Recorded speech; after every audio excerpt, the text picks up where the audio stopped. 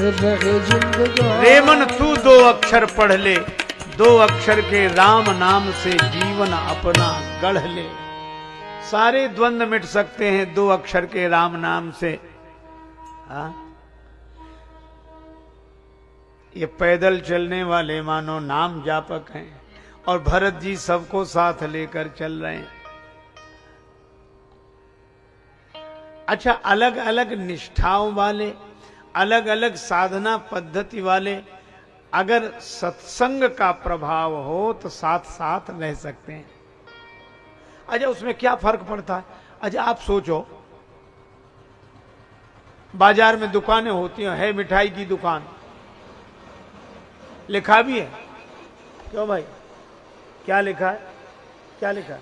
मिठाई की दुकान, स्वीट सेंटर है मिठाई। अच्छा, वहां कई चीजें रखी भी हैं। हम आपसे पूछते हैं, वहां जितनी चीजें रखी हैं, किस चीज का नाम मिठाई है?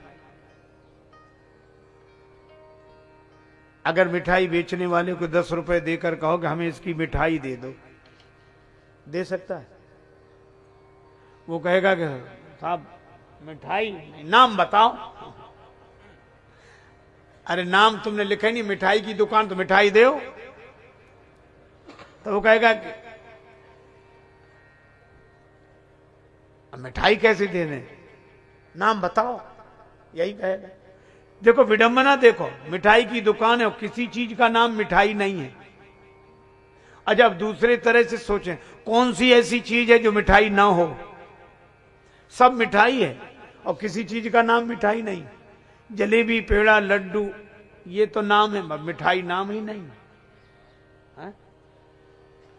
अच्छा, आपने देखा होगा कोई पेड़ा खाता है, कोई लड्डू खाता है, कोई जलेबी। अच्छा, साथ साथ जाते मित्रता पूर्वक कितने प्रेम से खाते, क्यों भाई आप खा लो, और हमें तो बर्फी दे दो। अच्छा, तुम बर्फी ले लो, हमें तो भाई लड्डू पसंद है। अलग अलग चीजें लेते हैं। अच्छा, मिलकर खाते हैं कि नहीं?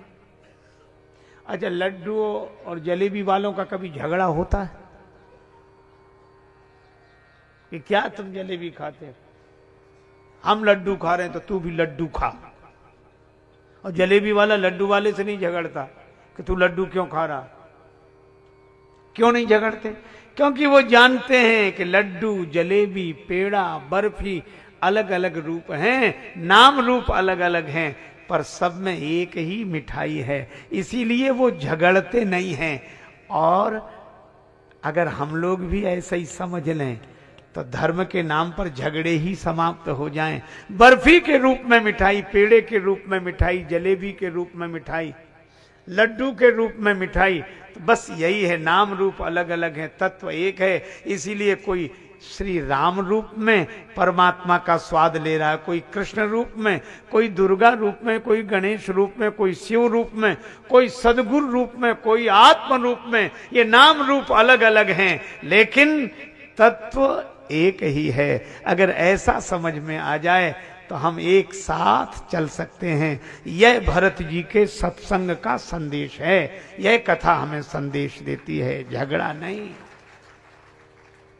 हमारे गुरुदेव भगवान कहते थे, जो नाम रूप में जकड़े हैं वे माया के सब पकड़े हैं, सब भेद दृष्टि के झगड़े हैं, मैं और नहीं तू और नहीं। यह ठीक है, कोई किसी नाम किसी रूप में, लेकिन तत्वतः तो सब एक ही स्वाद को ले रहे हैं। इसी तरह सब एक ही लक्ष्य की ओर जा रहे हैं। भरत जी के साथ चाहे कोई हाथी पर बैठकर जाए, चाहे कोई घोड़े पर, चाहे कोई रथ में, और चाहे डोली में, और कुछ ना बने तो राम राम राम राम राम राम, ये 2 अक्षर। एक बोले ये 2 अक्षर से क्या होगा, तो एक संत बोले वो दुनिया ही, उसका नाम दुनिया है। 2 पे जिसकी नींव रखी हो उसका नाम दुनिया, नहीं तो इसका नाम एकनिया होता। दुनिया काहे को होता?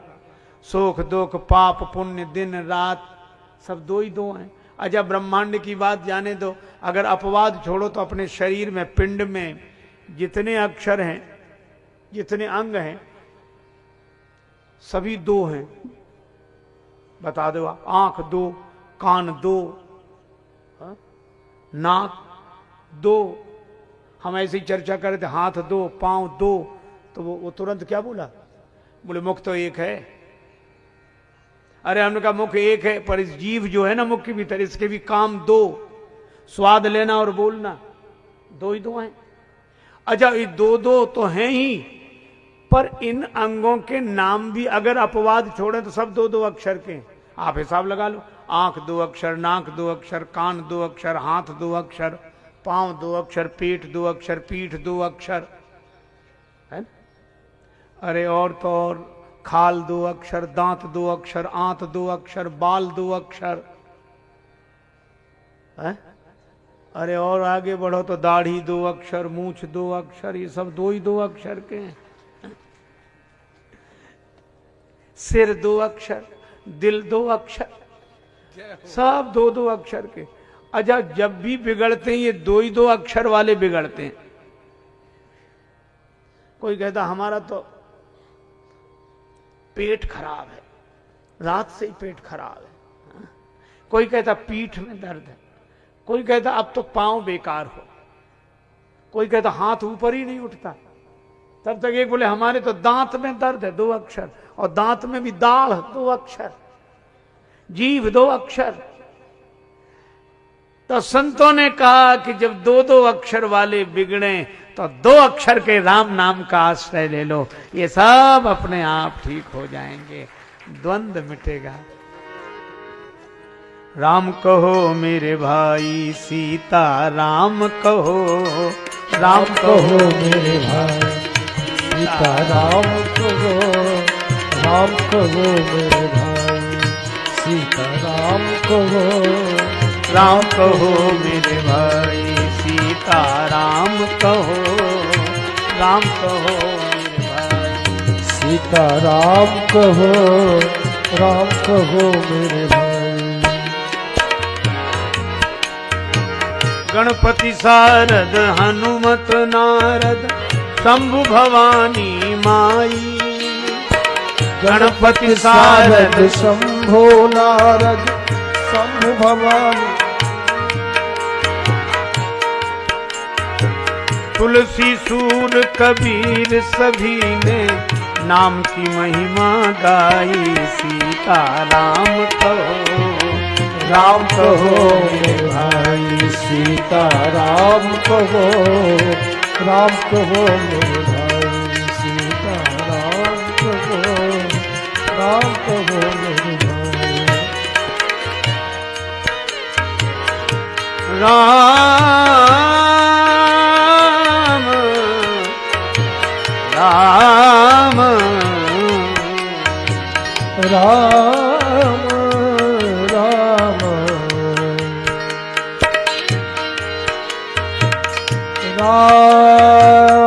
राम नाम सुमिरन कर भव से राम कर गई नाम मीराबाई, कर गई मीराबाई। राम नाम तोता को लटा के गणिका ने गति पाई। सीता राम कहो, राम कहो मेरे भाई, सीता राम कहो, राम कहो मेरे भाई, सीता राम कहो, राम कहो मेरे भाई।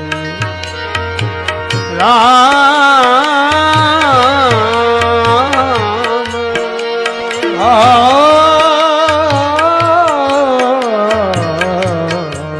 सीता राम कहो, राम कहो मेरे भाई। राजेश्वर आनंद मिले मन, राजेश्वर पर आनंद मिले मन, राम नाम सुखदाई। सुखदाई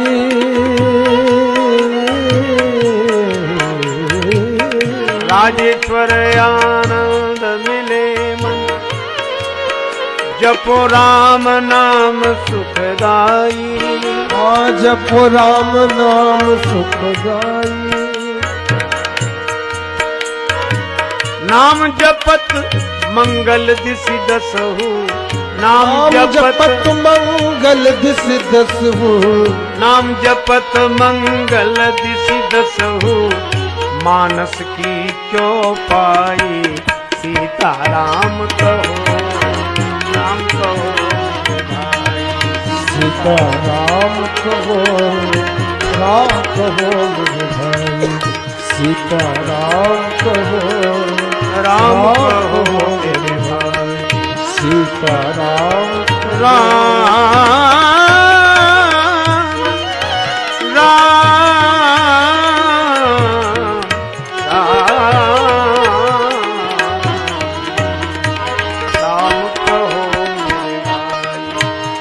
राम कहो राम कहो। बोलो श्री राम नाम महाराज की जय। यह साधना का रूप। पर श्री भरत जी से जब सेवकों ने कहा घोड़े पर बैठ जाइए, भरत जी ने कहा मैं पैदल जा रहा हूं, यही अपराध है। जिस रास्ते से राम जी पैदल पैदल गए हों, मुझे तो सिर के बल जाना चाहिए, सिर भरी जाऊं उचित असमोरा। सेवक का धर्म कठोर होता है। पर भरत जी को पैदल चलते देखा, सब पैदल चलने लगे। तब कौशल्या माता ने सोचा कि सवारियां बेकार हो जाएंगी। देखो, जिसको देखकर सभी लोग आचरण करते हों, उसको ऐसा कार्य नहीं करना चाहिए कि परंपरा से प्राप्त मान्य साधना सिद्धांत ही व्यर्थ हो जाए। श्री भरत गुरुदेव के संग रथ में बैठ गए, सब सवारियों से चलने लगे। अब निखाद राज को पता लगा भरत आए, बड़ा क्रोध आया, बहुत सेना लेकर आ रहे हैं। बस देखो, मानस में कितनी सुंदर संगति बताई। गुरु शिष्य परंपरा, गुरु का प्रभाव अपने आप शिष्य में आ जाता है। पर एक बात है, आप ऐसे सोचो, एक बोतल में गंगा जल भरा हो और एक बोतल खाली हो, तो खाली बोतल में अगर भरी हुई बोतल से गंगा जल भरना हो तो खाली बोतल को नीचे रहना पड़ेगा कि नहीं? आप लाख कोशिश करो कि भरी हुई बोतल के बराबर में खाली बोतल बैठे और खाली बोतल ये सोचे कि इससे हमें भरा जाएगा, हो ही नहीं सकता। उसे नीचे होना पड़ेगा। कितना बढ़िया संकेत है। बस यही गुरु शिष्य में अंतर है। खाली बोतल की तरह शिष्य है और ज्ञान के गंगा जल से भरी हुई बोतल की तरह गुरुदेव हैं। और गुरु को अपने को गुरु जी के बराबर समझने वाले सोचें कि हम ज्ञान भक्ति से भर जाएंगे, कभी नहीं भर सकते। बराबरी पर तो बैठे रहेंगे पर जिंदगी भर खाली रहेंगे। श्रद्धावान लभते ज्ञानम, नीचे। अच्छा, तो पहली शर्त तो क्या खाली बोतल नीचे हो, ठीक है। अच्छा, हम आपसे पूछे नीचे भी हो और ढक्कन लगा रहे, नीचे भी बैठते रहो, ये कपट का ढक्कन लगा रहे, तो ये भी हटे, तब भरी जाएगी। लेकिन इतना जरूर है कि जो गुरु जी में भरा है वही तत्व शिष्य में अनायास उतर आता है, अगर वह कपट का ढक्कन खोल के हृदय को खाली करके चरणों में समर्पित होकर बैठ जाए तो। लक्ष्मण जी ने शिष्य बनाया निखाद राज को। गुरु जी लक्ष्मण जी, शिष्य निखाद राज। अच्छा, दूर बहुत हैं। लक्ष्मण जी चित्रकूट में है, निखाद राज श्रृंगवेरपुर में है। लेकिन दूर रहने के बाद भी कैसी भावना मिली है। जो गुरु जी के बोलने की शैली है, शिष्य की भी वही बोलने की शैली और वाक्य भी वही। यह है परंपरा का प्रभाव। अच्छा, गुरु जी को भी लगा कि भरत राम जी का विरोध करने आ रहे हैं, लक्ष्मण जी को, और निखाद राज को भी लगा कि भरत जी राम जी का विरोध करने आ रहे हैं। अच्छा, दोनों की शैली देखो। लक्ष्मण जी क्या बोलते हैं, जब पता लगा कि भरत आ रहे हैं तो लक्ष्मण जी क्या बोले, आज राम सेवक जस लेऊं, आज राम सेवक जस लेऊं, भरत ही समर सिखावन देऊं। ये कौन बोले, गुरु जी। तो चेला जी क्या बोले, निखाद राज, सन्मुख लौह भरत सन लेऊं, जियत न सुरसरी उतर न देऊं। गुरुजी बोले कहां लग सही रहिए मन मारे, नाथ साथ धनु हाथ हमारे। और चेला जी क्या बोले, समर मरण पुनि सुरसर तीरा, राम काज छन भंग शरीरा। गुरुजी बोले कुटिल कुबंध कुअवसरता की, जान राम बनवास एकाकी। तो चेला जी क्या बोले, जौपे जिए न हो तो कुटिलाई, तो कतलीन संग कटकाई। देखो यह दूर रहने पर भी न जाने क्या क्या बात होती है, हृदय के तार से जब उस हृदय का तार मिलता है।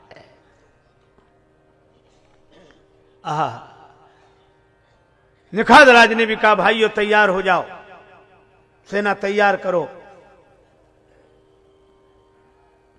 और जैसे ही सेना की तैयारी की घोषणा की तो छींक हो गई बाईं तरफ।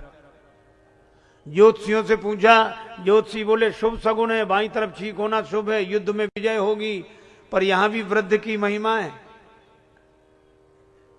आयु का अपना अनुभव होता है।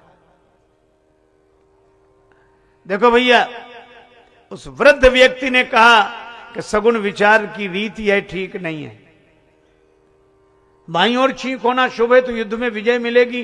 वृद्ध ने कहा कि जब बाईं ओर छींक होना शुभ है तो ये क्यों सोचते हो कि युद्ध में विजय मिलेगी, यह क्यों नहीं सोचते कि युद्ध ही नहीं होगा। और वृद्ध की बात मान ली। बस यही है, कितना बड़ा झगड़ा टल गया। अपने से बड़ों की बात मानने से जीवन का कल्याण होता ही है। अब महाराज मनु कहते हैं, अभिवादनशीलस्य नित्यम वृद्धोपि सेविनः चत्वारि तस्य वर्धन्ते आयुर्विद्या यशो बलम। उनके पास अनुभव होता है। मुझे एक बात याद आई, रेलगाड़ी का खाली डिब्बा कुछ लड़के चढ़े।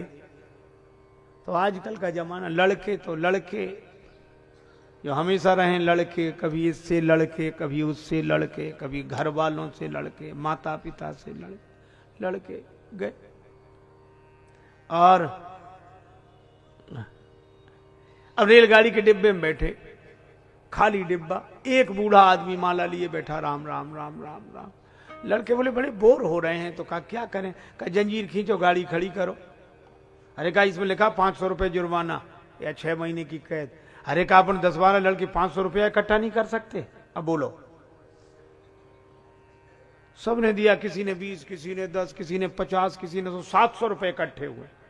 उन लड़कों में जो एक मुख्य नेता था उसकी जेब में रख दिए। कहा कि अब जंजीर खींचो, पहले तो लगेगा नहीं पैसा, लग भी जाए तो ये रखे 700, खींचो। अब जंजीर खींची। तब तक एक लड़का बोला कि जंजीर अपन खींचेंगे पर एक नया पैसा नहीं लगेगा। क्यों? बोले नाम इस बूढ़े का लगा देंगे। और वो बूढ़ा बोला कि बेटा हमने तुम्हारा क्या बिगाड़ा। वो बहुत हाथ जोड़े कि देखो बेटा ऐसे मत करो, और हम बुढ़ापे में क्यों ये कलंक लगाते हो कि हमने जंजीर खींची। लड़के बोले बड़ा मजा आएगा, प्रमुख रूप से चेकिंग है, यही पकड़ा जाएगा, बड़ा अच्छा लगेगा, हाथ जोड़ेगा, गिड़गिड़ाएगा, बहुत अच्छा बहुत। बूढ़े ने कहा जो भगवान की इच्छा। लड़कों ने जंजीर खींच दी, गाड़ी खड़ी होगी, अधिकारियों को वही बुला लाए लड़के, इस बूढ़े ने जंजीर खींची। अब 12 लड़के खिलाफ बोल रहे हैं। अब एक बूढ़े ने सोचा हम सही भी कहें तो मानेगा कौन।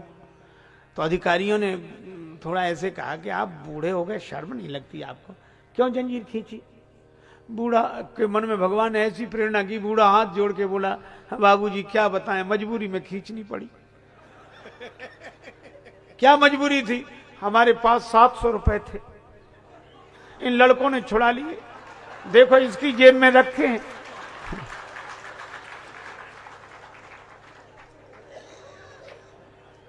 अब वो तो सामने ही रखे थे, गिन कर रखे थे, उन्हें तो पता ही था। जो ऐसे देखा सब मिल गए हैं? अब लड़कों को तो ये कल्पना ही नहीं थी। ईमानदारी का जमाना, 700 रुपए बूढ़े को मिल गए, लड़के सब पकड़ लिए गए। अधिकारियों ने बूढ़े से कहा कि तुमने बहादुरी का काम किया, साहस का काम किया, इसीलिए जंजीर होती, ठीक किया। अगले स्टेशन पर रेलगाड़ी रुकी तो लड़के पकड़े हुए जा रहे थे। अधिकारी लोग तो वो खिड़की के बगल से निकले जहां बूढ़ा बैठा था। सब बूढ़ा अपनी सफेद दाढ़ी बाल पे हाथ घुमा के बोला ये बाल ऐसे ही थोड़े सफेद हो गए, बड़े आए थे पकड़ाने वाले। अरे भाई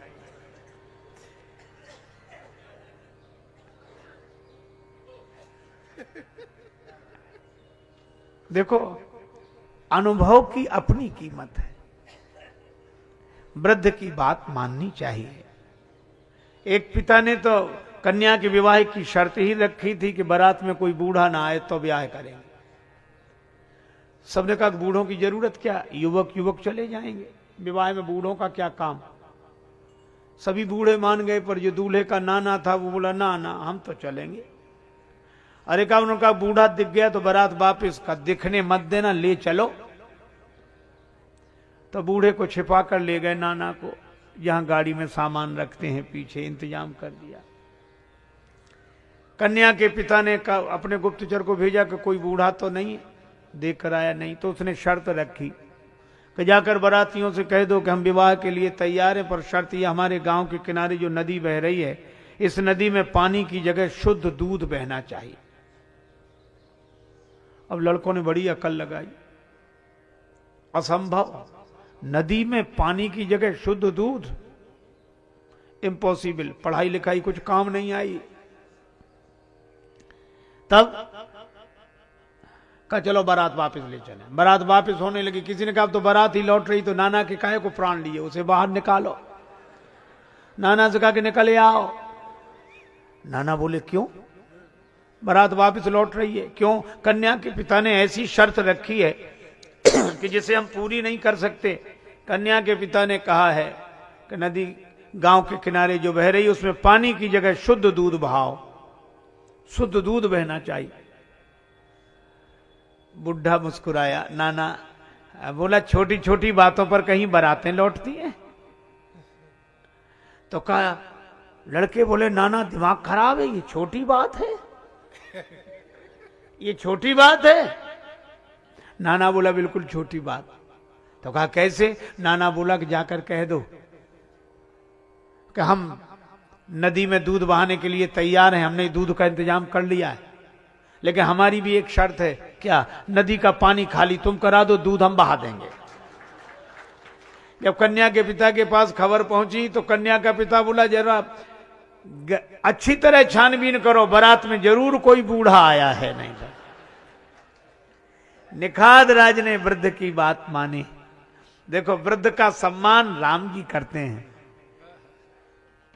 वैसे देखा जाए तो एक वृद्ध हैं सुमंत, एक वृद्ध हैं जामवंत और एक वृद्ध है माल्यवंत। सुमंत का आदर राम जी करते हैं, जामवंत का आदर हनुमान जी करते हैं।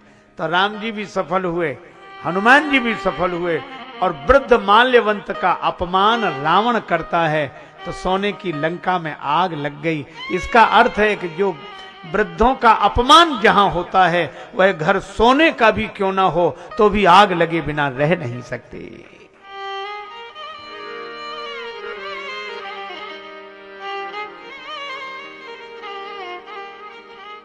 तैयारी की गई, कंदमूल फल मीन पीन पाठीन पुराने, भरी भरी भार कहां रने आने। निखाद राज ने सब सैनिकों को छिपा दिया, तैयार रहना, मैं भेंट लेकर जा रहा हूं। बैर प्रीत नहीं दुरई दुराए, बैर प्रीत छिपाए नहीं छिपते। देखी दूरी ते कही निज नाम,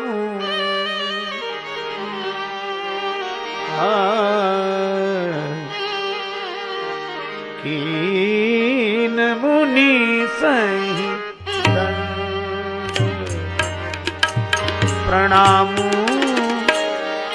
कीन मुनि सही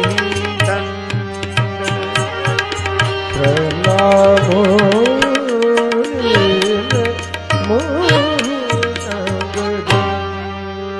दंड प्रणाम प्रणाम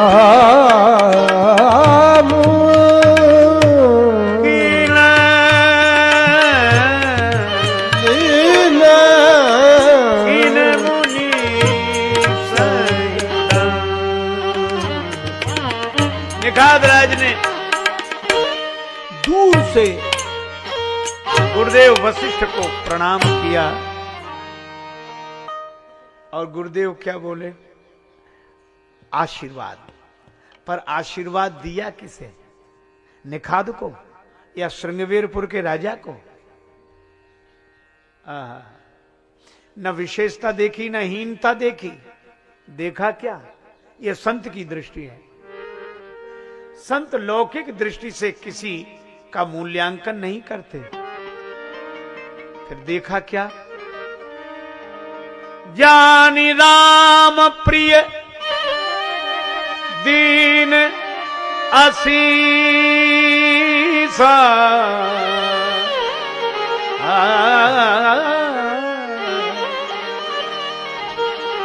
ये राम जी का प्रिय है इसलिए आशीर्वाद दिया। भरत जी ने पूछा, गुरुदेव यह कौन है? अब गुरु जी ने यह नहीं कहा कि निखाद है, यह भी नहीं कहा कि श्रृंगवेरपुर का राजा है। क्या कहा?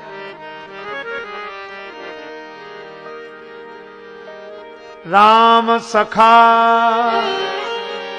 राम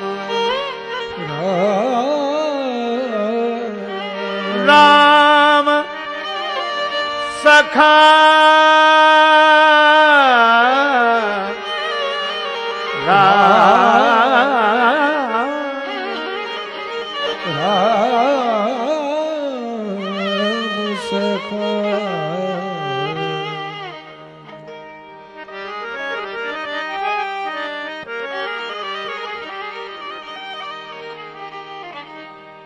यह राम जी का सखा है। संबंध क्या है? जहां बताया राम जी का सखा, तो भरत जी ने क्या किया? सुनि स्यंदन त्यागा,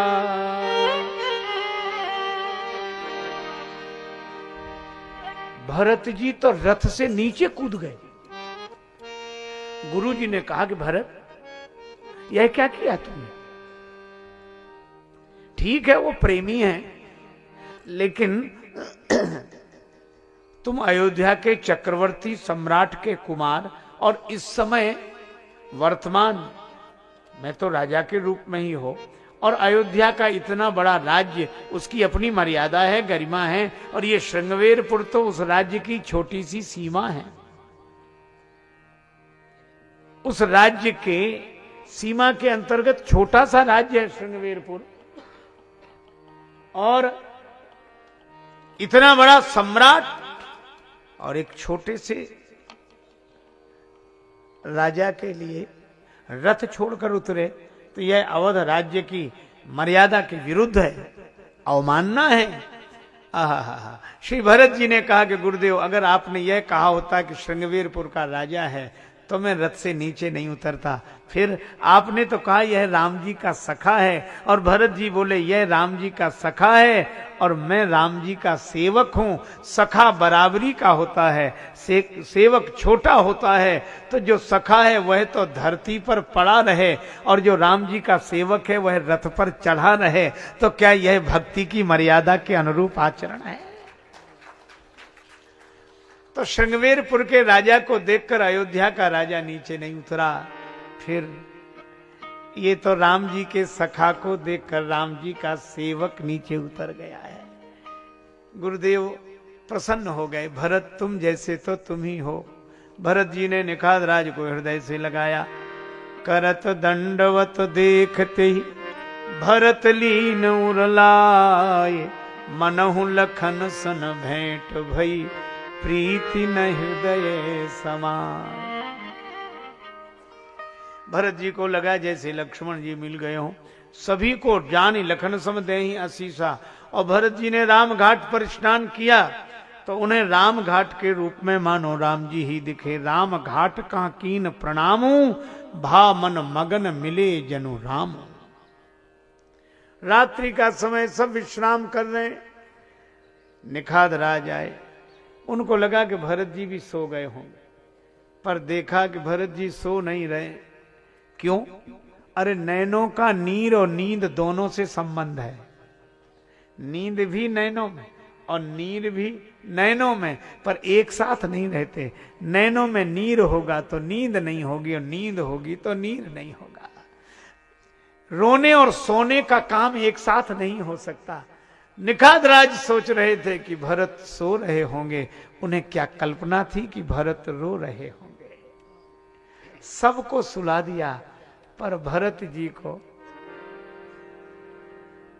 नींद नहीं।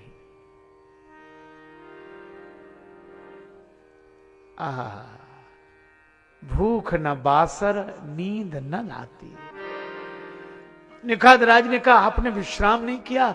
भरत जी रोते हुए बोले विश्राम की जगह दिखा दो मित्र।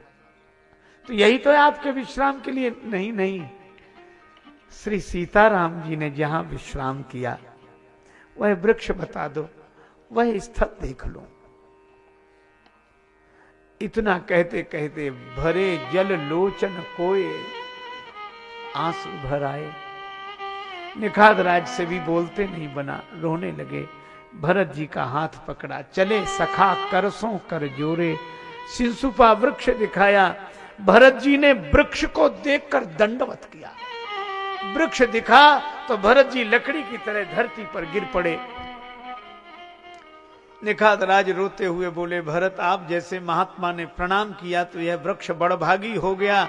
भरत जी ने कहा मेरे प्रणाम करने से वृक्ष बड़भागी नहीं हुआ। कहा फिर? कहा यह वृक्ष बड़भागी है इसलिए मैंने प्रणाम किया। अगर यह वृक्ष बड़भागी है तो अभागी कौन? भरत जी बोले यह तो माता कौशल्या ने फैसला कर ही दिया। बड़भागी बन अवध अभागी, जो रघुवंश तिलक तुम त्यागी।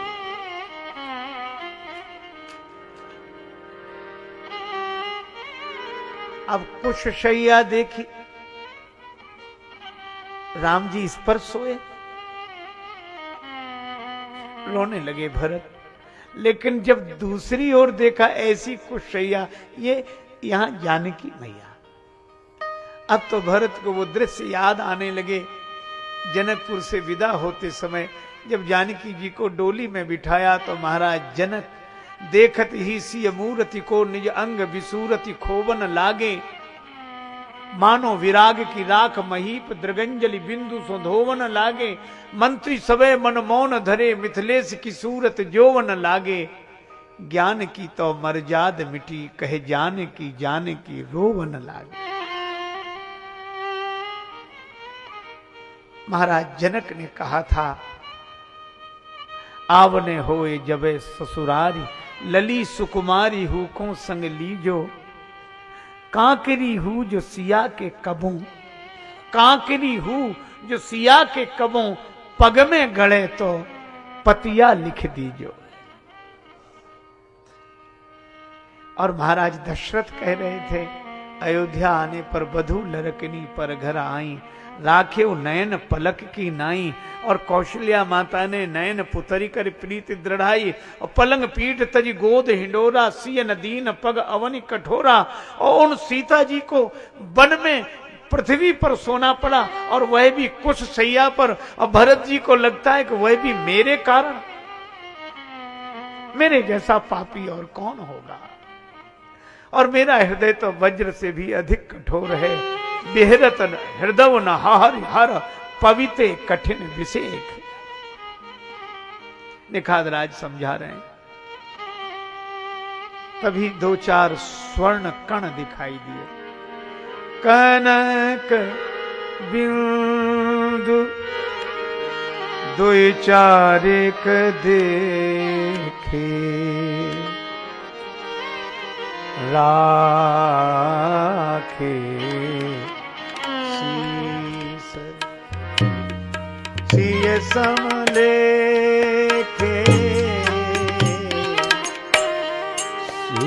कनक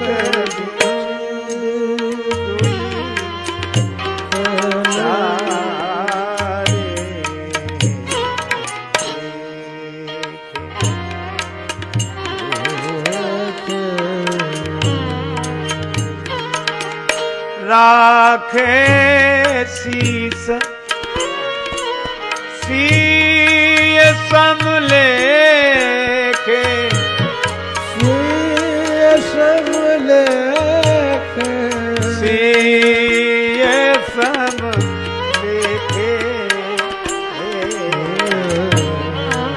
कनक कनक बिंदु दुई चारे देखे कनक दुई चारे देखे कनक कनक बिंदु कनक। सोने के कण कहां से आ गए हैं? निखाद राज ने कहा भैया भरत, जैसे राम जी को याद करके आज आप आंसू बहा रहे हैं, इसी तरह राम जी भी आपको याद करके इसी जगह ऐसे ही आंसू बहा रहे थे। और राम जी को जब व्याकुल देखा तो श्री जानकी माता के नेत्रों से भी आंसू बरसने लगे। तो हमने प्रत्यक्ष देखा, जब जब व्याकुल होत सी अति ही पुलकित गात, तो अश्रु बिंदु होय मही गिरत कनक बिंदु होय जात। आंखों से गिरते तो अश्रु बिंदु और पृथ्वी पर गिरते ही स्वर्ण बिंदु हो जाते। श्री भरत जी ने राखे शीस राखे शीस सिए समलेखे लेखे राखे शीस समले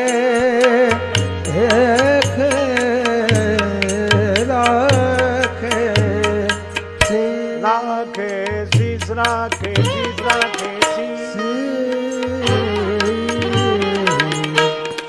दिए राखे शीस राखे शीस राखे शीस। भरत जी ने वह स्वर्ण बिंदु सिर पर रख लिए और ऐसे लगा जैसे श्री सीता जी की कृपा ही सिर पर आ गई हो। सिर पर सीताराम फिकर फिर क्या करना, सिर पर सीताराम फिकर फिर क्या करना, क्या करना क्या करना, फिकर फिर क्या करना, क्या करना क्या करना, फिकर फिर क्या करना। तेरे बिगड़े बनेंगे काम, फिकर फिर क्या करना, तेरे बिगड़े बनेंगे काम, फिकर फिर क्या करना। पितु रघुवर श्री जानकी मैया, रघुवर की जानकी मैया, फिर क्यों परेशान हो भैया, फिर क्यों परेशान हो भैया। कटेंगे कष्ट तमाम, फिकर फिर क्या करना, कटेंगे कष्ट तमाम, फिकर फिर क्या करना। तेरे सिर पर सीताराम, फिकर फिर क्या करना, तेरे सिर पे सीताराम, फिकर फिर क्या करना। सवेरा हुआ, क्या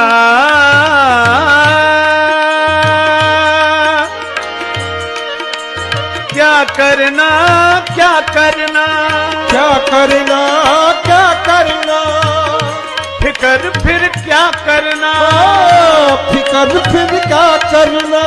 क्या करना क्या करना, फिकर फिर क्या करना, क्या करना क्या करना, फिकर फिर क्या करना।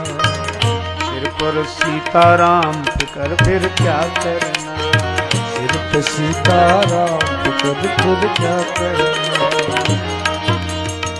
सवेरा हुआ, भरत जी के दल ने प्रस्थान किया, पर आज भरत जी ने सबको आगे आगे चला दिया, खुद पैदल चले। पर कोई देख नहीं पाया कि भरत जी आज पैदल चले, क्योंकि साधना तो जीवन का दर्शन है, लोक प्रदर्शन नहीं है। शाम को लोगों को पता लगा भरत भरत पया देहि, भरत पया दे आए आए, भरत पया आए आए,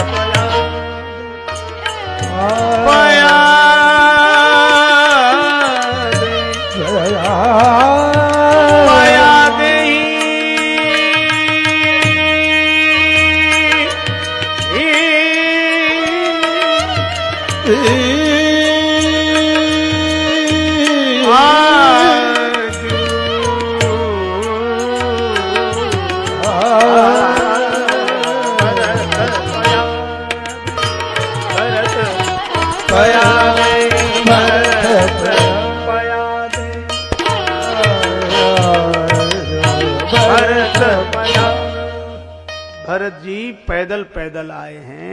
ये शाम को पता लगा।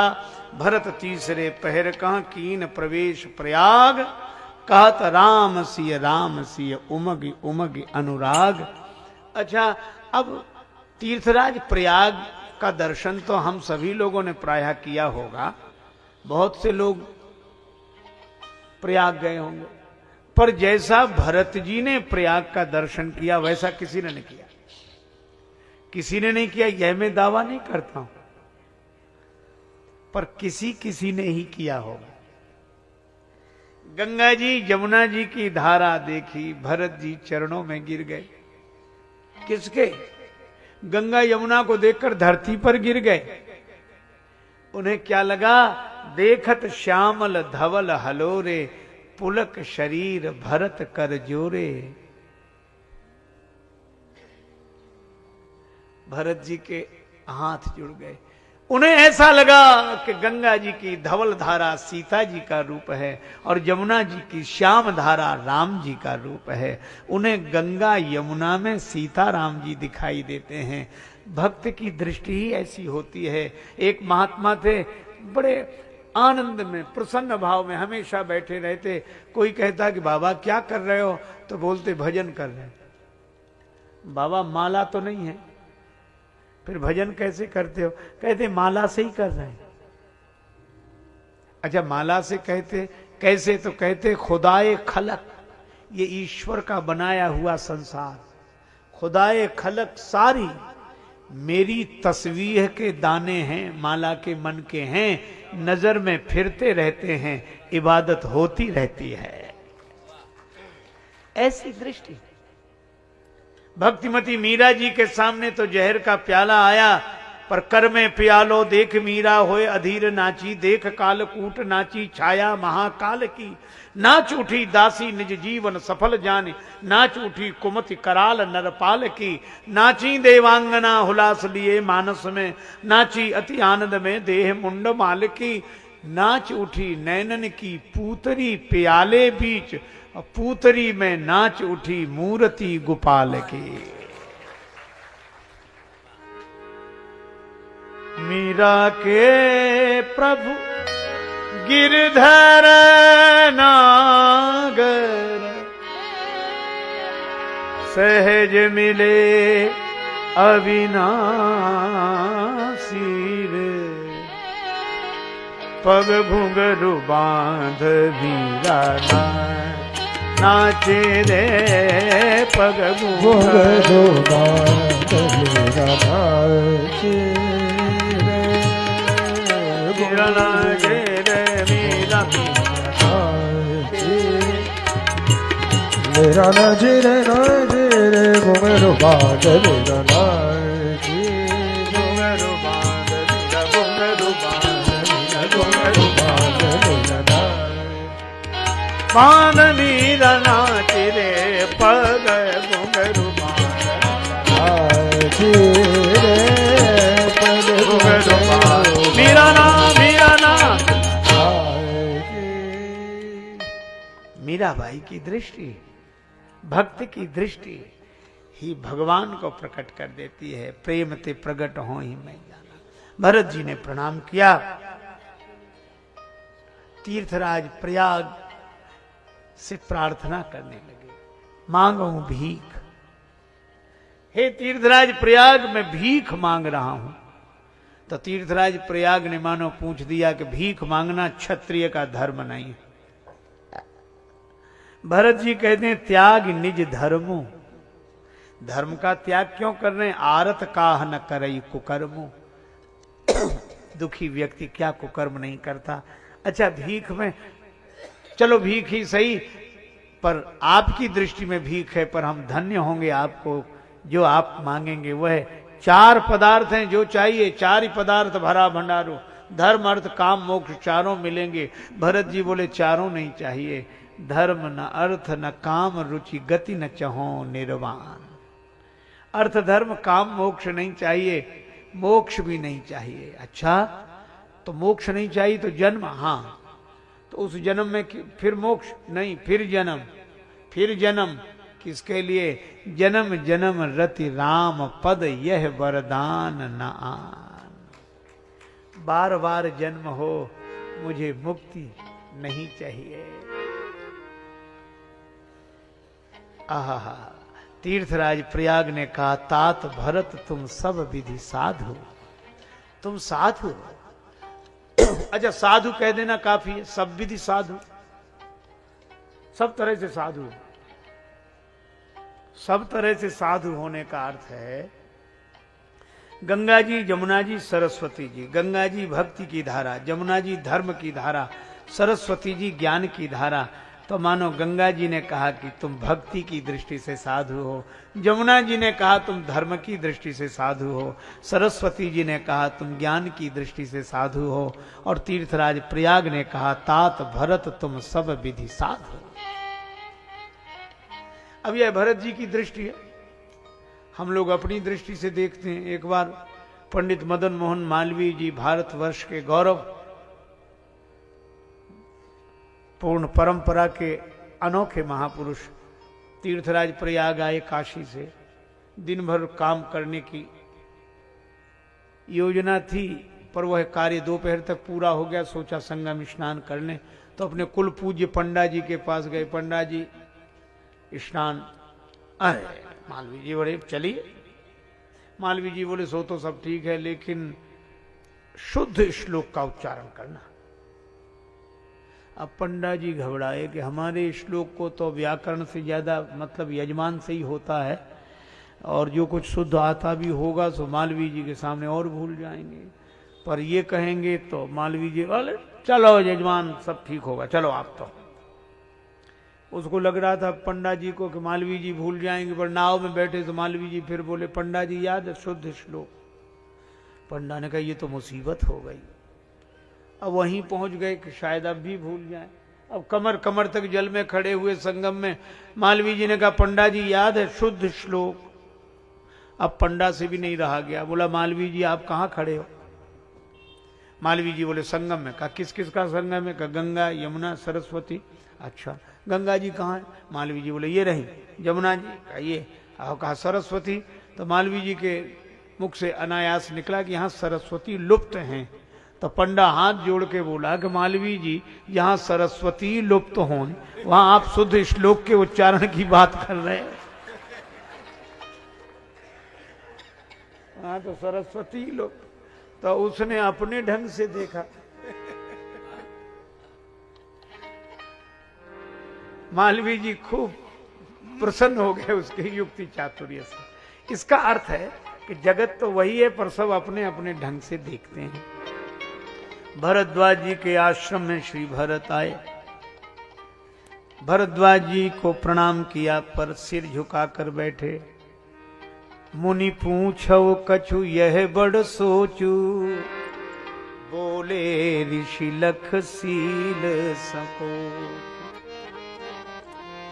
भरत संकोच मत करो, हम तुमसे कुछ नहीं पूछेंगे। ये सिर झुकाकर बैठे हो, आंसू बहा रहे हो, संकोच मत करो, हमें सब पता है।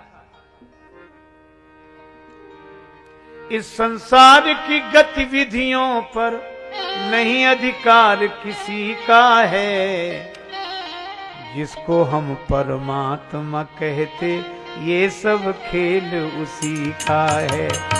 जिसको हम परमात्मा कहते ये सब खेल उसी का कहते, ये सब खेल उसी का है।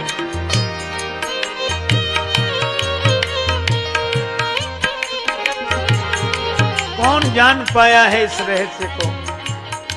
भगवान जैसा चाहते हैं वैसा ही होता है। निर्धन धनी धनी हो निर्धन, ज्ञानी मूढ़ मूढ़ ज्ञानी, ज्ञानी मूढ़ मूढ़ ज्ञानी।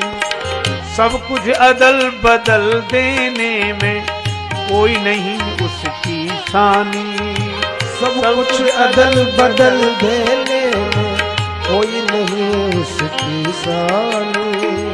समझदार भी समझ सके ना, समझदार भी समझ सके ना, ऐसा अजब तरीका है जिसको हम परमात्मा कहते ये सब खेल उसी का है। जिसको हम परमात्मा कहते ये सब खेल उसी का है। क्षण भर को भी नहीं छोड़ता, सदा हमारे साथ में है। श्वासा की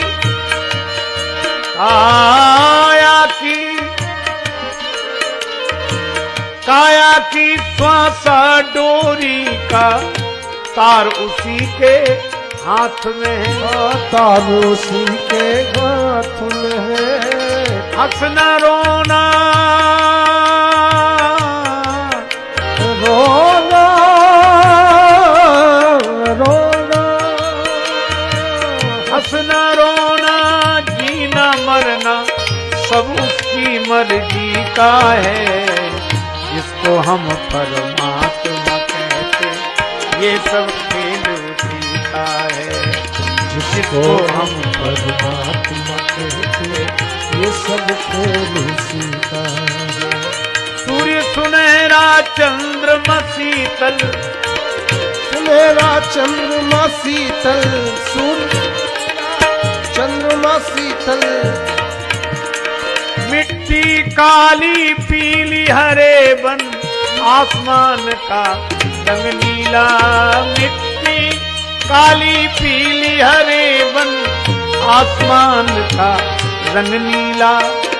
सूर्य सुनहरा चंद्रमा शीतल, सब कुछ उसकी ही लीला। सब कुछ उसकी ही लीला। सबके भीतर स्वयं छिप गया सृजनहार सृष्टि का है। जिसको हम परमात्मा कहते ये सब खेल उसी का है।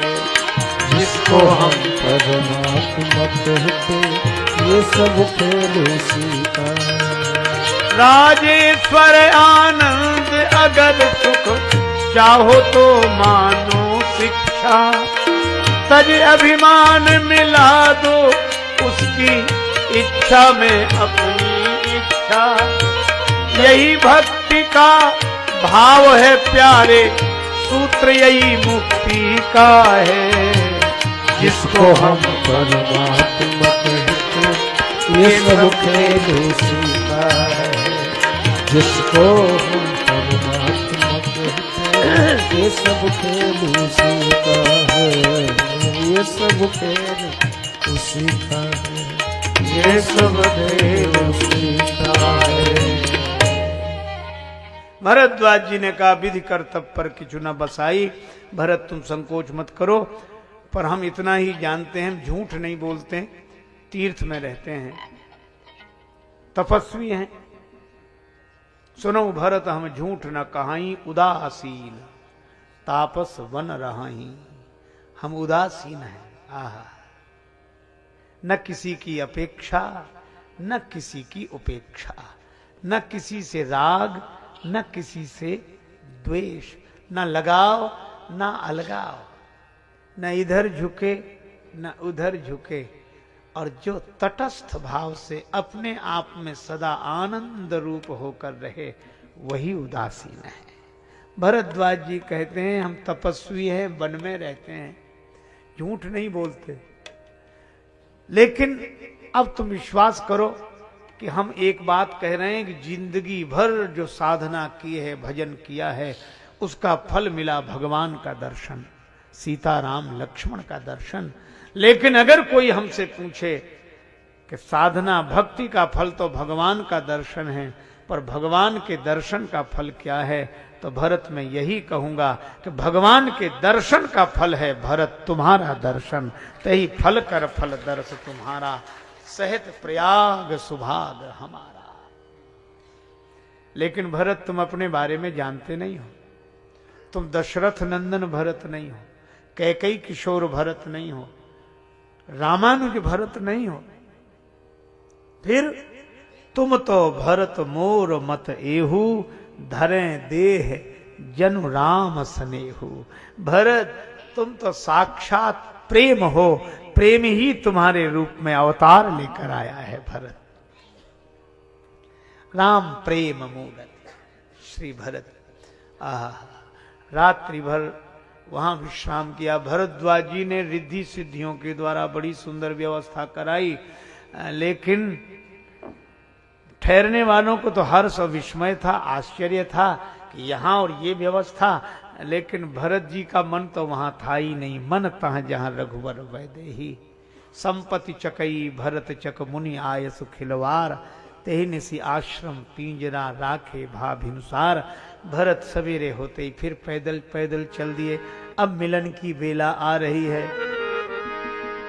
मिल जाओ राम तरस रही अखियां, मिल जाओ राम तरस रही अखियां, मिल जाओ राम तरस रही अखियां, मिल जाओ राम, मिल जाओ राम, मिल जाओ राम, मिल जाओ राम, मिल जाओ राम, तरस नहीं अखियां, मिल जाओ राम, तरस रही अखियां, मिल जाओ राम, तरस रही।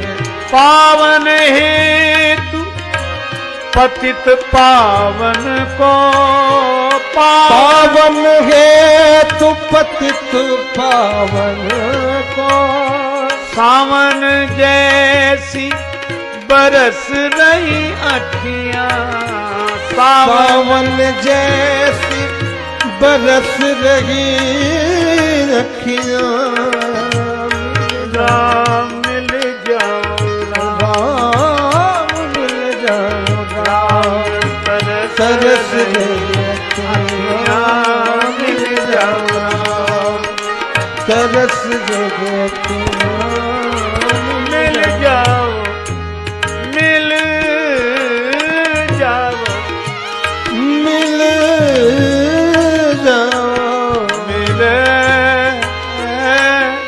जाओ, मिल जाओ, मिल जाओ राम, तरस रही अखियां, मिल जाओ राम, मिल जाओ राम, मिल जाओ राम। प्रेम में सब ऐसे मग्न हो गए, मिल जाओ राम तरस रही अखियां।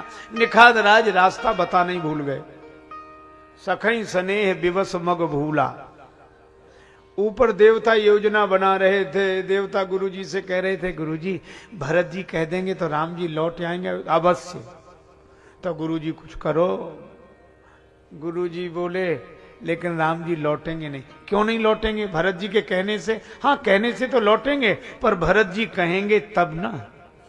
तो कहने जा रहे हैं तो क्यों नहीं कहेंगे?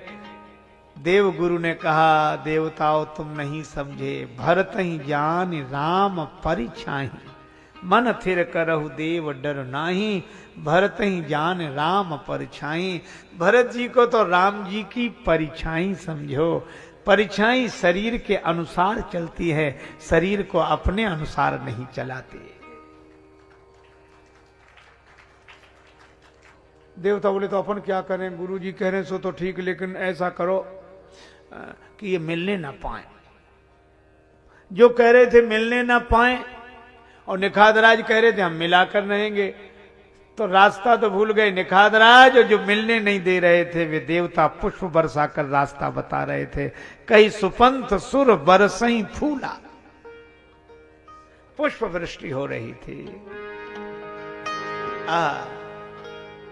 चित्रकूट आ गया। अब एक बात याद रखो, तुलसीदास जी महाराज जब जब रावण आदि राक्षसों का वर्णन करते हैं तो वहां लिखते हैं, वहां, यहां नहीं, वहां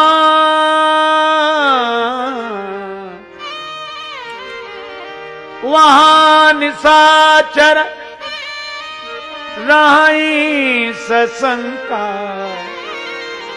राक्षस संकित हैं, कहां? वहां। रावण आधी रात को जाग गया, कहां? वहां। अर्धनिशी रावण जागा।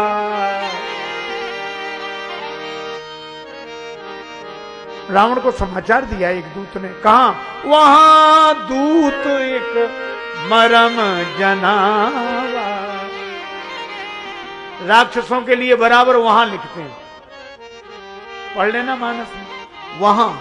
और राम जी के लिए वहां नहीं, यहां प्रात जागे रघुराई, यहां प्रात जागे। अथवा यहां भानुकुल कमल, यहां भानुकुल कमल दिवाकर। राम जी कहां? यहां कमल।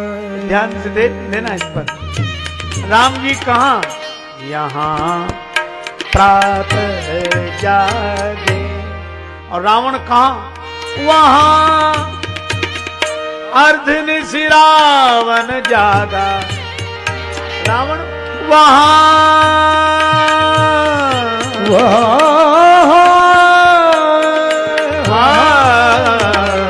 राम जी वहां नहीं है, ये तो यहां प्रात जागे।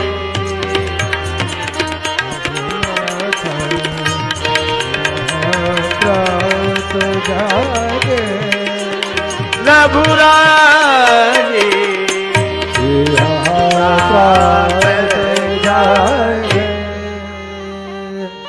बराबर। रावण वहां, राक्षस वहां, राम जी यहां। किसी ने श्री तुलसीदास जी से पूछा ऐसा क्यों? राम जी बोले ये राक्षस वहीं रहें, यहां ना रहें, ये वहां। और यहां तो राम जी रहे, यहां राम जी और राक्षस वहां। लेकिन आप आश्चर्य करेंगे, चित्रकूट में ये क्रम बदल गया। अब तुलसीदास जी चित्रकूट में राम जी को वहां लिख रहे हैं, वहां राम रजनी अवशेषा राम राम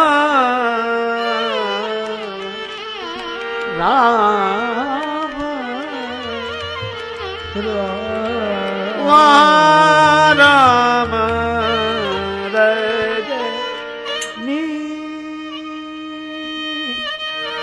रजनी। राम जी कहां? वहां। वहां राम रजनी अवशेषा जागे, सी ये सपन अस देखा। और भरत जी के लिए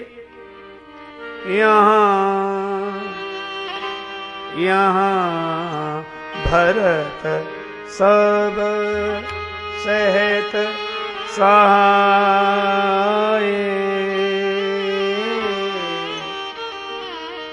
यहाँ भरत राम जी के लिए वहां लिखा और भरत जी के लिए यहां लिखा।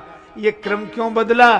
श्री तुलसीदास जी बोले एक और श्री राम और दूसरी ओर रावण हो, तो हम यहां राम जी के लिए लिखेंगे, मतलब हम राम जी की तरफ हैं, रावण की तरफ नहीं। पर एक और भरत और एक और श्री राम हो तो हम भरत जी की तरफ हैं, राम जी की तरफ नहीं।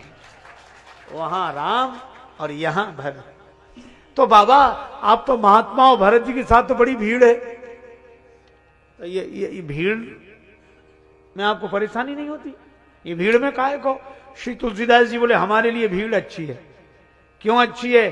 तुलसीदास जी बोले इसलिए क्योंकि खरा सिक्का तो अकेला ही चल जाता है, पर खोटा सिक्का तो भीड़ में ही चलता है। खोटा सिक्का तो खरे सिक्कों की भीड़ में ही चलेगा। अच्छा, तो आप खोटा सिक्का है तो खरा कौन? का राम सो खरो है कौन, मोसो कौन खोटो, राम सो बड़ो है कौन, मोसो कौन छोटो।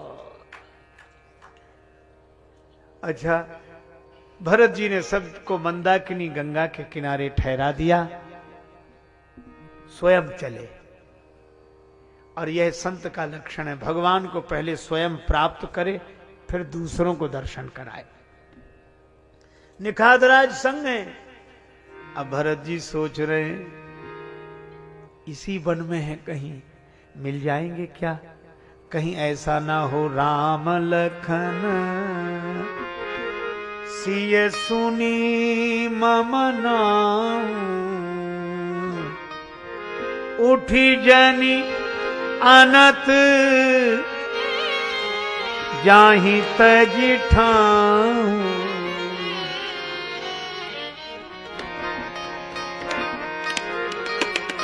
राम लखन सिय सुन।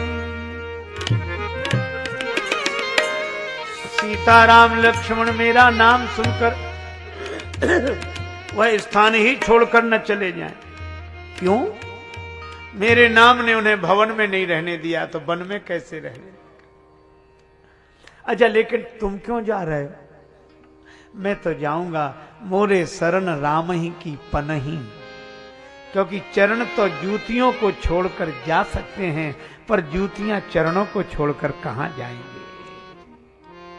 तब तक निखादराज ने कहा, नाथ देखिए बिटप विशाला, पाकरी जंबू रसाल तमाला।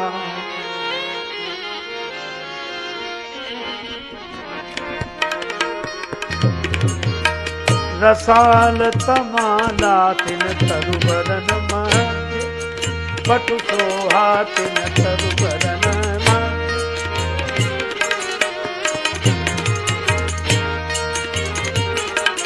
मंजू विशाल देखी मन मोहा, तिन तरुबरन मध्य। वृक्षों के नाम लिए गए। बड़े बड़े वृक्ष कौन? पाकरी, जामुन, आम, तमाल, उनके बीच में बट वृक्ष। बट छाया वेदिका बनाई सिय निज पानी सरोज, सोहाई सिय निज पानी सरोज।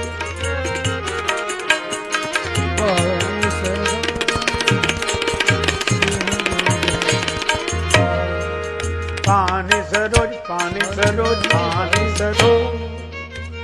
बट वृक्ष की छाया में वेदी बनी हुई है और उस वेदी पर मुनि मंडली के मध्य में श्री सीताराम जी विराजमान हैं। इतनी दूर से दर्शन कराया, पर भरत दूरी भूल गए। करत प्रणाम चले दो भाई, कहत प्रीति शारद सकुचाई। भरत जी प्रणाम करते हुए चले। आहा, भरत जी को सब कुछ मिल गया, धर्म अर्थ काम मोक्ष चारों मिल गए। प्रयाग में मांगा नहीं, पर भगवान के चरणों में चारों फल। हर्षई निरखि राम पद अंका, राम जी के चरण चिन्ह देखते, दंडवत करते। प्रभु का चरण चिन्ह देखकर उन्हें लगता मानहु पारस पायऊ रंका, कैसी निर्धन को पारस धन मिल गया हो।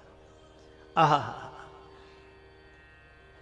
अच्छा भाई मोक्ष मिल गया। हाँ, करत प्रवेश मिटे दुख दावा, जनु जोगी परमार्थ पावा। काम मिला, हाँ, बलकल बसन जटिल तनु श्यामा, जनु मुनिवेश कीन रति कामा। और धर्म सेवा धर्म कठिन जग जाना, चारों फल मिल गए। अब भरत जी ऐसे ढंग से गए कि उन्हें तो श्री सीताराम जी का दर्शन हो रहा है, पर राम जी उनकी ओर नहीं देख रहे। वहीं से भरत जी के नेत्रों में आहा कितना उल्लास। नेत्रों के भी तो कई अंग हैं, पलकें हैं, पुतली है, बरुनी है। बरुनी माने पलकों के आगे छोटे छोटे बाल। इन अंग प्रत्यंगों में झगड़ा शुरू हो गया। रघुराज बिलोक लिए जबते, तब नेह न देह संहारन दे। तज धीरज बोल उठी बरुनी, पग नीरज की रज झारन दे। और ये बाल नीचे आए तो पुतली कहे सामने से हट जा, तो अंसुआ कहे पाए पखारन दे। और पलकें कहें झांपी ले राघव को, तो आंखियां कहें और निहारन दे। पर जीत हुई वाणी की, पाही नाथ कही पाही गुसाई, भूतल परे लकुटी की ना। पाई माम पाई माम पाई माम कह के भरत लकड़ी की तरह चरणों में गिर गए। आश्चर्य, राम जी ने नहीं सुना, जबकि चींटी के पग नूपुर बाजे वह भी साहब सुनता है। फिर भरत जी का पाही माम क्यों नहीं सुना? इसलिए कि उन्हें तो जब से भरत जी का नाम सुना है तब से समाधि लग गई, भाव समाधि लग गई। भीतर भरत से मिलन हो रहा है, बाहर की आवाज सुने कौन। लेकिन आश्चर्य, यह आवाज सुन किसने ली? लक्ष्मण जी ने। बचन सप्रेम लखन पहचाने, करत प्रणाम भरत जी जाने। लक्ष्मण जी तो कांप गए, आंसू भर आए नेत्रों में। लक्ष्मण जी को लगा कि हे भगवान, मुझसे कितना बड़ा भागवत अपराध हुआ। मैं ऐसे संत भक्त भैया भरत को कुटिल कह रहा था। आहा, राम जी को संदेश देने के लिए चले। अच्छा, अब इस दृश्य को देखें। जब लक्ष्मण जी राम जी की ओर बढ़े तो भरत जी इधर पड़े, राम जी उधर बैठे, तो लक्ष्मण जी की भरत जी की ओर से पीठ हो गई। राम जी की ओर जा रहे हैं तो किसी ने लक्ष्मण जी से कहा कि आपने भी भरत जी को पीठ दिखा दी। लक्ष्मण जी बोले, इसलिए क्योंकि मैं भरत भैया को मुख नहीं दिखा सकता, क्योंकि इसी मुख से मैंने उन्हें कुटिल और कुबंधु कहा है। गए राम जी के चरणों में लक्ष्मण जी ने सिर रख दिया। आज यहां भी इतना बड़ा अंतर हुआ है। लक्ष्मण जी अब तक औरों के पास तन से जाते थे, पर मन से भगवान के पास रहते थे। पर आज तन से राम जी के पास जा रहे हैं, मन से भरत जी के पास हैं। प्रमाण पंक्ति में बंधु स्नेह सरस यही ओरा, उत साहिब सेवा बस जोड़ा। नेम उधर प्रेम इधर। लक्ष्मण जी ने राम जी के चरणों में प्रणाम किया। लक्ष्मण जी के आंसुओं से राम जी के चरण भीगे, उनकी भाव समाधि भंग हुई। उन्होंने यही कहा, लक्ष्मण प्रणाम क्यों कर रहे हो, क्या बात है? लक्ष्मण जी बोल नहीं सके, कंठ अवरुद्ध है, आंसू। अरे लक्ष्मण, तुम्हारे आंखों में आंसू, और ये प्रणाम क्यों? लक्ष्मण जी इतना ही कह सके, प्रभु मैं प्रणाम नहीं कर रहा हूं, प्रभु मैं प्रणाम नहीं कर रहा हूं। फिर प्रणाम करके यह सूचना दे रहा हूं कि कोई प्रणाम कर रहा है। कौन कर रहा है प्रणाम?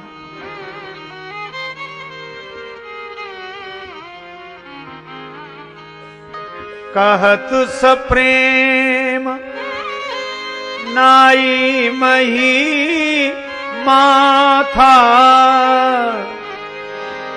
भरत प्रणाम करत रघुनाथ भरत प्रणाम करत रघुनाथ। लक्ष्मण जी ने कहा कि भैया भरत प्रणाम कर रहे हैं। ये भरत नाम का तो ऐसा चमत्कार है कि परम धीर रघुवीर को भी अधीर कर दिया। उठे उठे उठे राम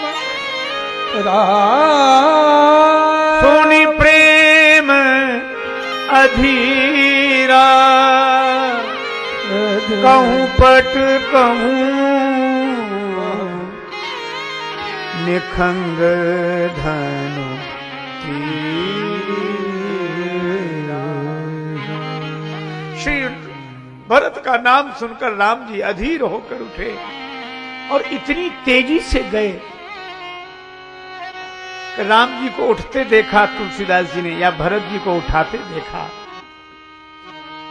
कहूं पट कहूं निखंग धनु तीरा, कहीं पीतांबर गिरा, कहीं धनुष, कहीं बाण, कहीं तरकश। किसी ने राम जी से कहा कि आपने धनुष्बाण नीचे गिरा दिए, आपने धनुष्बाण नीचे गिरा दिए।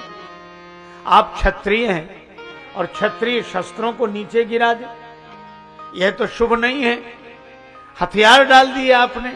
राम जी ने कहा कि ताकि लोग देख लें कि राम के आगे बड़ों बड़ों ने अपने हथियार डाल दिए, पर भरत वो हैं जिनके आगे आज राम ने अपने हथियार डाल दिए। हार मान लो। अच्छा, ये पीतांबर गिर गया, भरत से मिलूंगा ना तो मेरे और भरत के हृदय के बीच में ये पट भी नहीं होना चाहिए। लेकिन छोड़े तो कोई तब जब होश हो। राम जी के लिए लोग कल्पना कर रहे हैं कि भरत इतना छोड़कर आए, इसलिए राम जी उनसे सब कुछ छोड़कर मिलने जा रहे हैं, पर राम जी ने छोड़ा नहीं, छूट गया। धनुष्बाण कंधे पर, पीतांबर कंधे पर, तरकस भी कंधे पर। इन चारों को लगा कि भरत ऐसे भक्त तो लकड़ी की तरह पृथ्वी पर पड़े हैं और एक हमें जो भगवान के कंधे पर चढ़े हैं, ऐसी दशा में तो हमें भी नीचे गिर जाना चाहिए। तो मानो गिलानी से गल कर कहूं पट कहूं निखंग धनु तीरा। और ये रघुवीर का तीर भी गिर गया, क्योंकि रघुवीर का तीर भव सिंधु से पार ले जा सकता है, पर भरत तो भाव सिंधु हैं। तुलसी न समर्थ को जो तरी सके सरित स्नेह की। भगवान ने उठाया, भरत जी को हृदय से लगाया। अच्छा, उठाया कैसे? बरवस लिए। भगवान ने कहा कि भरत तुम उठो, मैं भी तुमसे मिलने के लिए व्याकुल हूं। भरत जी ने रोकर कहा मैं गिर सकता हूं, उठ नहीं सकता। क्यों? जीव की पतनोन्मुखी वृत्ति है, उठ नहीं सकता। अरे जो गिर सकता है तो उठ भी सकता है। कैसे गिरे हो? भरत जी ने कहा कि मैं लकड़ी की तरह गिरा हूं, और लकड़ी अपने आप गिर तो सकती है पर अपने आप उठ नहीं सकती। क्यों? निर्बल है। पर लकड़ी का तो बल बताते हैं लोग कि जिसकी लाठी उसकी भैंस। नहीं नहीं, बल लकड़ी का नहीं होता, बल तो उन हाथों का होता है जिन हाथों में लकड़ी होती है। भरत जी ने कहा कि मैं निर्बल हूं, आप बल लगाकर उठा लीजिए, क्योंकि मेरा उत्थान होगा आपके प्रभाव से और मेरा गिरना होगा मेरे स्वभाव से। गिरना जीव का स्वभाव है और गिरते हुए को ऊपर उठाकर हृदय से लगा लेना भगवान का स्वभाव है। बरवस लिए उठाई उर लाए कृपा निधान। श्री राम और भरत मिले, अनोखा मिलन था। आहा, ऐसे मिल गए कि दो दो नहीं रहे। अनन्यता का अनुपम उदाहरण। प्रेम उधर से चला इधर से प्राण सिधारे, दोनों ही मिल गए देह मंदिर के द्वारे। एक दूसरे को जब दोनों ने अपनाया, पता नहीं कब किसमें कौन समाया। प्रेम तत्व के सिंधु में प्राण बिंदु जब खो गया, तो पंच तत्व तन त्याग कर अलख निरंजन हो गया। मिलनी प्रीति किम जाय बखानी, कवि कुल अगम करम मन बानी। श्री भरत राम जी का मिलन हुआ। उसके बाद भरत जी को लक्ष्मण जी ने प्रणाम किया। भरत जी ने लक्ष्मण जी को हृदय से लगाया। भरत जी ने जानकी माता के चरणों में प्रणाम किया। श्री सीता जी के नेत्रों से प्रेमाश्रु गिरे। भरत जी के भाल पर कर कमल आया किशोरी माता का, तो भे निसोच और अपडर बीता। शत्रुघ्न लक्ष्मण जी राम जी श्री सीता जी को प्रणाम करते हैं। आहा, निखाद राज सबको प्रणाम करते हैं। अब उस समय प्रेम ने ऐसी दशा कर दी कि कोई कुछ नहीं बोल रहा था। तब निखाद राज बोले, तही अवसर केवट धीरज धर, कि गुरुदेव आए हैं और सारा समाज आया है। किसी ने कहा सब लोग प्रेम में डूब रहे थे, केवट तुम क्यों बोले? निखाद राज ने कहा कि जब सब डूब रहे हो तब भी केवट नहीं बोलेगा तो फिर कब बोलेगा? उसको तो अभी बोलना चाहिए। सारा समाज एकत्रित हुआ। समयानुसार जो उचित कार्य था उस दायित्व का निर्वाह राम जी ने किया। शुद्ध भये दुई बासर बीते। गुरुदेव से राम जी ने कहा कि अब कष्ट हो रहा है सबको। गुरु जी बोले अभी ठहरने दो। कुछ दिन बाद जनक जी भी आ गए। सारा समाज एकत्रित हुआ। सब जगह चर्चा हो रही है। पर चित्रकूट में सभी सोते हैं पर दो जागते हैं, एक लक्ष्मण जी एक भरत जी। लक्ष्मण जी राम जी के चिंता में जागते हैं, लक्ष्मण जी राम जी के चिंतन में जागते हैं, भरत जी राम जी की चिंता में जागते हैं। लक्ष्मण जी राम जी के पद कमलों का ध्यान करते हैं और भरत जी सोचते हैं कि राम जी पद पर बैठ जाएं अयोध्या चलकर। एक नेम के कारण जागते हैं, एक प्रेम के कारण जागते हैं। श्री भरत अहो अहो इस शिलाखंड पर बैठा कौन तपोधन, एकटक रहा निहार गगन को करता अश्रु विसर्जन। आहा, श्री भरत सोचते हैं राम जी लौट जाएंगे क्या? मन में एक विचार आया, कौशल्या माता कह दें तो। तब माता से ही कहूंगा, कौशल्याम्बा से कि राम भैया से कह दें अयोध्या लौट जाएं, पर लौटेंगे नहीं। क्यों? कौशल्या माता कहेंगी नहीं, कहेंगी तो पर राम जननी हठ करब की काऊ, वे राम की जननी हैं, हठ करना नहीं जानती। और इसमें व्यंग क्या है? व्यंग यह है कि हठ करना तो भरत की मां को आता है, राम की मां हठ करना क्या जाने। तो गुरुजी के कहने से लौटेंगे, हाँ, पर गुरुजी भी तो राम जी का रुख देखकर ही बात करेंगे। मुनि पुनि कहो राम रुचि जानी। तो तुम ही क्यों नहीं कहते? मैं हिम्मत ही नहीं कर पाऊंगा। आज तक मुख उठाकर सामने देखा नहीं, उनसे कहूंगा कैसे? जो हठ करऊं तो निपट कुकर, एक जुगुति न मन ठहरानी, सोचत भरत ही रैन बिहानी। पूरी रात बीत गई। सवेरे गुरुजी के पास गए। गुरुजी ने कहा भरत हम तुम्हारी प्रतीक्षा कर रहे थे, राम जी अयोध्या कैसे लौट चले, उपाय बताओ। भरत जी ने कहा कि गुरुजी उपाय मुझसे पूछ रहे हैं, बूझिए मोह उपाय अब। और अब में व्यंग यह है कि तब पूछा होता। पहला वरदान था भरत का राज्य तिलक, दूसरा वरदान था श्री राम का वनवास। गुरुदेव आप कहते कि पहले भरत का राज्य तिलक होगा तब राम वनवासी होंगे, तब बुला लिया होता और उपाय पूछा होता, लेकिन तब नहीं, अब पूछा जा रहा है। ये मेरा दुर्भाग्य है। सुन स्नेह मय वचन गुरु उर उमगा अनुराग। गुरु जी के हृदय में प्रेम उमड़ आया। एक उपाय है, तुम दोनों भाई वन को चले जाओ तो श्री सीताराम लक्ष्मण अयोध्या लौट जाएंगे। लेकिन सोच लो 14 वर्ष रहना पड़ेगा। भरत जी तो रोने लगे, पुलकित हो गए, आनंद के अश्रु प्रवाहित होने लगे।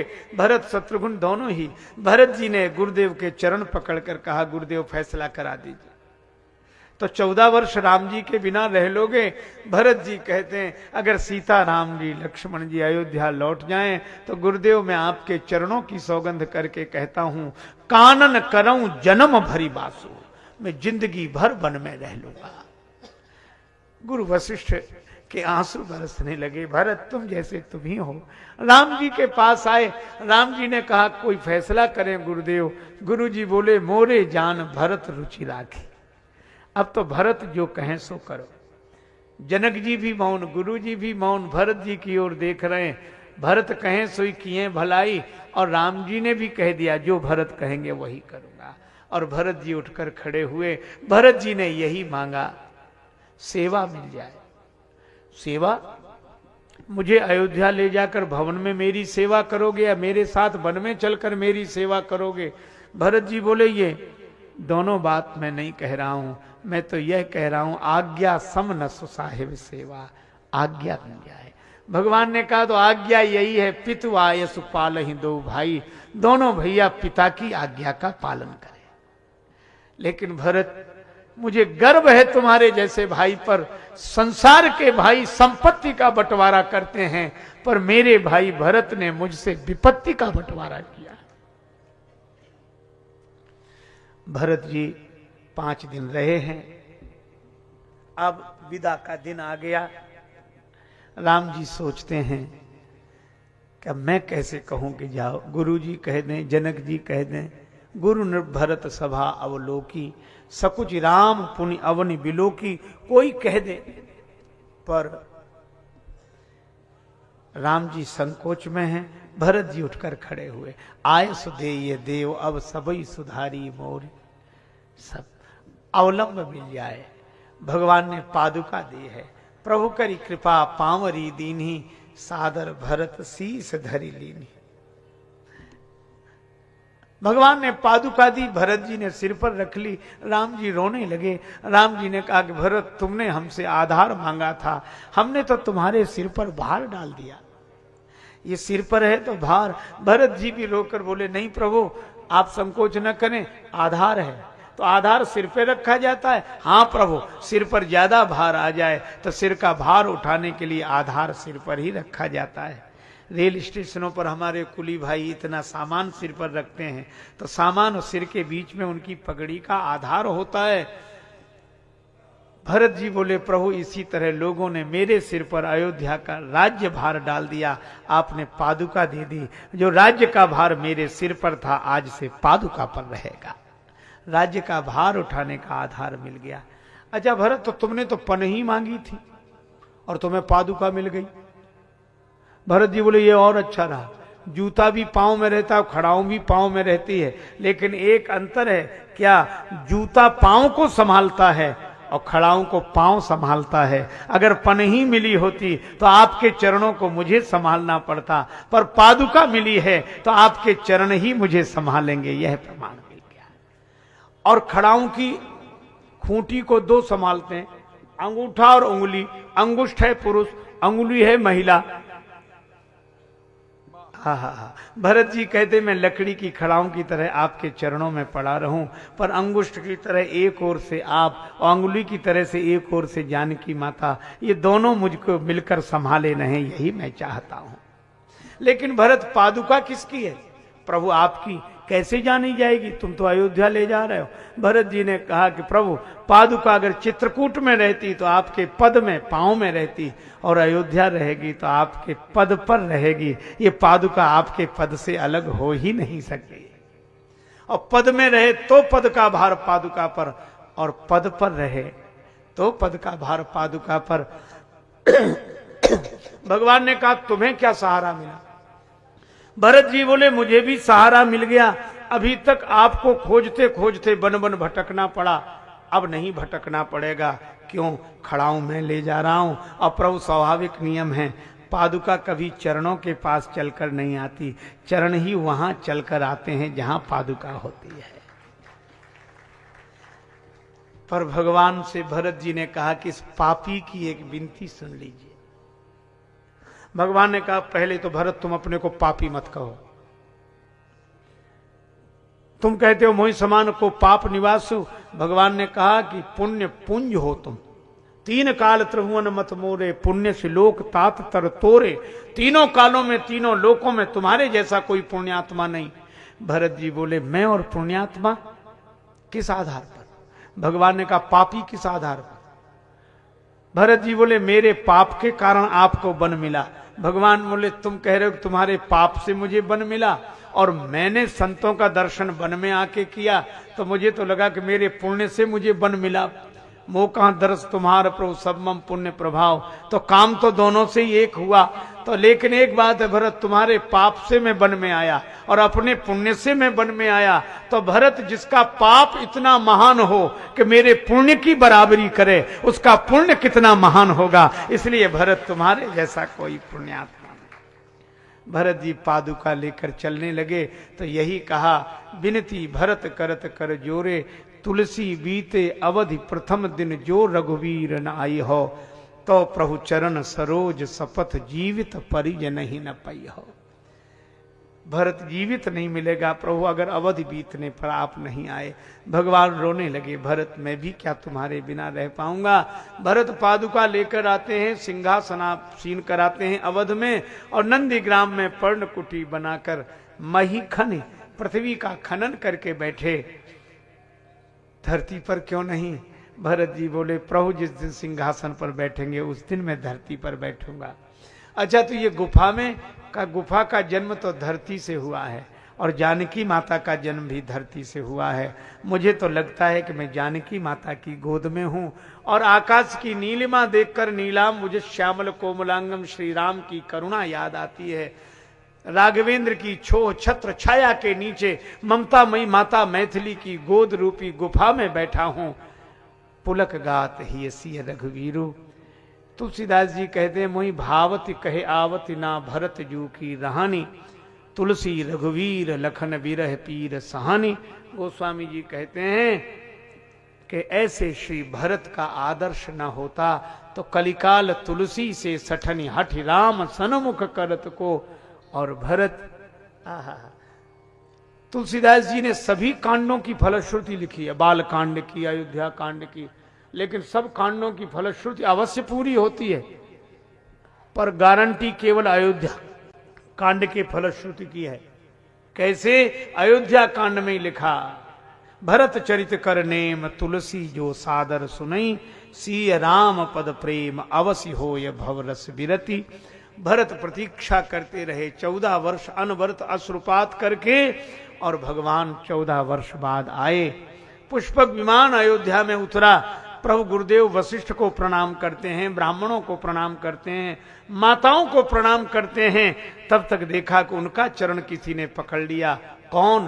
भरत। भगवान रोकर बोले उठ भाई तुल सका न तुझसे, राम खड़ा है तेरा पलड़ा बड़ा भूमि पर आज पड़ा है। मैं बन जाकर हंसा किंतु घर आकर रोया, खोकर रोते लोग भरत में पाकर रोया। भगवान ने भरत जी को हृदय से लगाया। लोग माला लिए खड़े थे, पहना नहीं सके। क्यों? दोनों एक जैसे। शंका है विनीत को लंका से पधारे, को अवध से सिधारे पहचान ना परत हैं। स्वागत में कैसे पुष्प माल पहिरावे हम, जानहु न पावे को राम को भरत हैं। लेकिन लोगों ने कहा जान लिया भरत वे हैं जो कुछ बोल नहीं पा रहे हैं, और राम जी वे हैं जो कुशलता पूछ रहे हैं। बूझत कृपा निधि कुशल भरत ही, बचन बेग न आवई। भगवान भरत से मिले, माता कैकेयी के भवन में गए, उनको समझाया। फिर कौशल्या माता के भवन में जाने के पूर्व भगवान अपने भवन में गए, और तब सभी लोग गुरु वशिष्ठ जी के पास गए। गुरु जी राम जी को आज ही सिंहासन पर बिठा। गुरु जी बोले अब थके हुए आए हैं, कल बिठा देंगे। लोग बोले पहले भी यही गड़बड़ी हुई थी, कल नहीं, ये बीच में रात तो आनी ही नहीं चाहिए। तैयारियां हुई। भगवान ने सब सखाओं को स्नान करवाया, फिर अपने हाथ से तीनों भाइयों को स्नान कराया, और स्वयं स्नान करके वस्त्राभूषण धारण किए। और जानकी माता को उनकी सासु माताओं ने स्नान करा के वस्त्राभूषण धारण कराए। युगल सरकार श्री सीताराम जी सिंहासनासीन हुए। प्रथम तिलक वशिष्ठ मुनि कीन्हा, पुनि सब विप्रन आय सुदीन्हा। राम राज्य हुआ। सभी ने कहा कि हमने अपनी आंखों के आगे राम जी को राजा के रूप में देखा। राम जी बोले अपने आगे नहीं, हमारे पीछे देखो। कौन है? भरत। क्या लिए हैं? भरत जी छत्र लेकर खड़े हो गए थे। गए छत्र चामर व्यजन धनुष चर्म शक्ति विराजते, और पहली पंक्ति में भरतादि अनुज, तो भरत जी लिए हैं छत्र। तो लोगों ने कहा आपके पीछे खड़े हैं भरत, क्या लिए हैं? छत्र। और उस छत्र के नीचे बैठा कौन है? प्रभु आप। राम जी बोले मैं यही कह रहा हूं कि ये राम अगर राजा बना है तो भरत की छत्र छाया में बना है, भरत की छत्र छाया ना होती तो राम राजा ना। किसी ने भरत जी से कहा कि भगवान ने तुम्हें पीठ पीछे क्यों रखा? भरत जी बोले मैं कुटिल हूं, पापी हूं, पर भगवान ने दूर नहीं किया, पास में ही रखा, भले ही पीठ पीछे रखा हो। लेकिन जब राम जी से पूछा कि आपने भरत जी को पीठ पीछे क्यों रखा, राम जी बोले भाई सीधी सी बात है, जब कोई किसी से हार जाता है तो पीठ दिखा देता है, मैं तो भरत से हार गया हूं इसलिए पीठ दिखा दी। भरत वो हैं जिनसे राम जी हार जाते हैं। और इसका अर्थ क्या है? भरत जी संत हैं, राम जी भगवंत हैं। और कितना सुंदर संकेत है कि अयोध्या की प्रजा को राम राज्य मिला, भरत ऐसे संत की छत्र छाया में। तो आज भी समाज को राम राज्य मिलेगा तो संत की छत्र छाया में ही मिलेगा। और हम लोग संतों के इस पावन आश्रम में, ये गौरवशाली संतों की जो परंपरा इस आश्रम की रही है, और उसी गौरवशाली परंपरा के यशस्वी नक्षत्र पूज्यपाद स्वामी जी महाराज विराजमान हैं। तो स्वामी जी महाराज जैसे संत पुरुष की छत्र छाया में यह जो राम राज्य दिखाई दे रहा है यह भी है। और हम लोग अगर ऐसे संतों का सानिध्य प्राप्त करेंगे तो हमारा मन भी निर्मल होगा और हमें राम राज्य की प्राप्ति होगी। और जिस दिन मन निर्मल होगा उस दिन भगवान की कथा की महिमा समझ में आएगी। तब हम भी कह सकेंगे लीला सगुन जो कहूं बखानी, सोई स्वच्छता करई मलहानी। ये भगवान की कथा हमारे आपके जीवन को निर्मल बनावे। और इसी के साथ यह वाक्य पुष्पांजलि भगवत चरणारविंद में अर्पित करते हुए पूज्य श्री स्वामी जी महाराज के श्री चरणों में